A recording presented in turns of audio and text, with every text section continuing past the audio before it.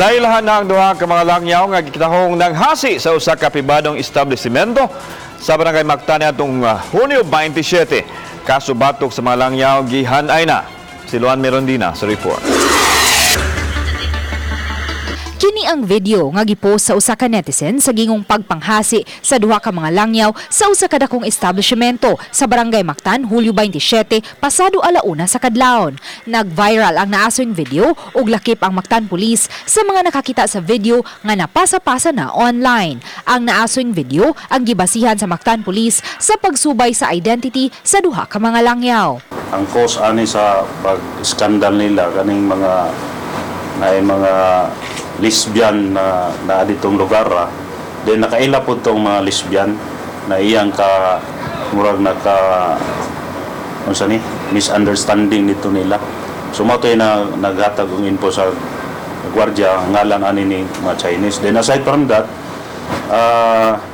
dihay insidente sa Bayswater kung asa ni sila nagpuyo na nakadamit sa ilang gate.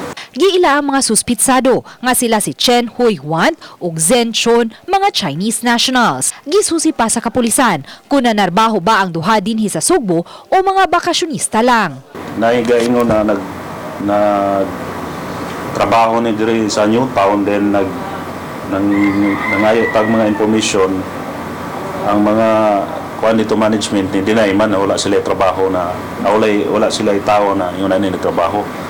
So atong gibuhat ani is nag-request ta karon sa Bureau of Immigration aning mga halana para ma-determine nato pud laban na sila yung mga patilis, passport niya na as long as ang other identity ani.